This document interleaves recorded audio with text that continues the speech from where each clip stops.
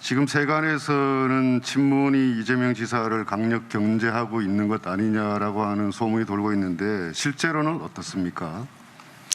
일부 세력이 당연히 그렇게 하고 있죠. 그런데 저는 우리 당 내에서 누가 되면은 절대 안 된다, 차라리 야당을 찍겠다, 이런 마음을 갖는 일부 극단적인 지지자들이 분명히 있을 겁니다만 저는 소수라고 생각이 듭니다.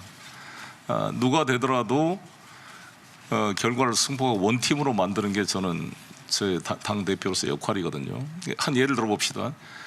노무현 대통령 임기 말기 때 정동영 후보가 선출됐습니다. 그때 일부 친도 세력들은 정동영을 안 찍었습니다. 차라리 정동영이 되는 것보다 이명박 되는 게 낫다라는 사람들이 분명히 있었던 게 사실입니다. 그러한 분위기가 있었습니다. 그래서 500만 표 차로는 압도적인 차로 이명박이 승리하고 정동영이 떨어졌습니다. 후보가. 그 결과 어땠습니까? 철저한 검찰의 보복으로 결국 노무현 대통령께서 돌아가시게 되는 비극적인 상황이 발생했습니다. 문재인 대통령을 지키겠다고 소위 대깨문이라고 떠드는 사람들이 누구는 되고 안 된다, 누구가 되면 차라리 야당이 되겠다, 이런 안이한 생각을 하는 순간 문재인 대통령을 지킬 수도 없고 제대로 성공시킬 수 없다는 사실을 분명히 깨달아야 된다, 저는 이렇게 생각합니다. 민주당 룰에 따르면 과반 후보가 안 나올 경우는 9월 10일 날 결선 투표를 하게 되어 있습니다.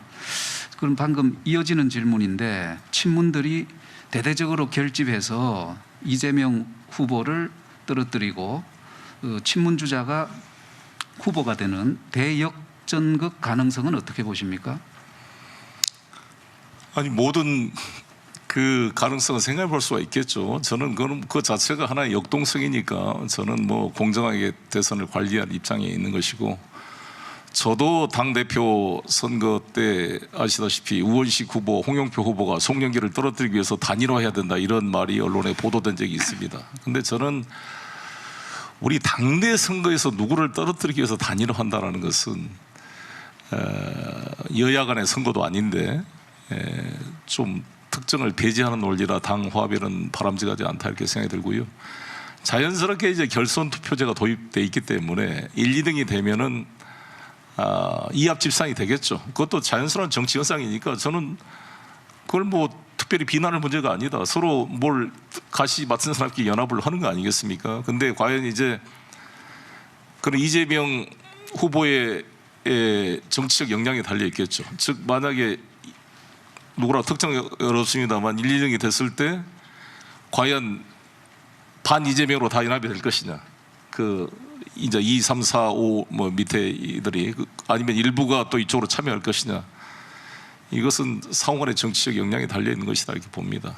아까 대표님 답변에서 이 정부가 대통령 측근들이 주도하는 그런 비민주적인 요소 부분을 지적하신 것 같은데, 방금 또 보면은 이재명 지사에 대해서는 좀 우호적인 느낌이 있는데, 혹시 반문재인 친 이재명 성향이라고 이해해도 되겠습니까? 그런 말은 전 맞지 않다고 봅니다. 왜냐하면 저 같은 경우는 지난번 대통령 선거 때 문재인 후보님하고 이재명, 안희정 후보가 경선했을 때 저는 경선 단계에서부터 문재인 후보 총괄 선대본부장을 맡았습니다. 이재명 후보 측과 안희정 후보 측과 치열하게 경쟁해서 문재인 후보를 1차 투표 때 과반수 득표로 당선시켜서 결선 투표가 없도록 만드는 데 제가 일조했던 사람이라고 생각이 듭니다. 제가 당대표 당선되고 그 다음날 청와대 가서 대통령과 오찬을 했습니다. 제가 대통령께서 그렇게 말씀했습니다. 송영길 대표께서 지난번 총괄 선대본부장 너무 일을 잘해줬다. 그런 자세로 저는 문재인 대통령의 그런 성공을 위해서 뒷받침해 갈 것이고요. 그걸 가지고 뭐 송영길을 반문이라고 한다는 것은 맞지가 않다. 왜냐하면은 그렇지 않습니까? 문재인 후보 총괄 선대본부장을 한 사람을.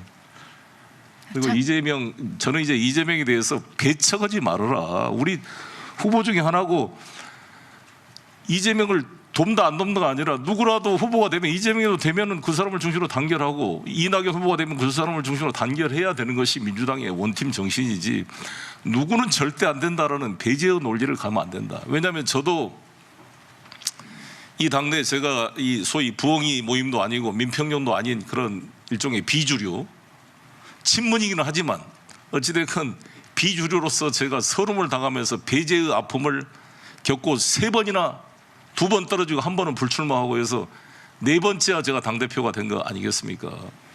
저는 그런 아픔을 가지고 있기 때문에 우리 당내에서는 누구 특정을 배제하거나 이래서는 안 된다. 공정하게 경쟁해야 하고 결과에 승부하라 이것을 강조하고 있습니다.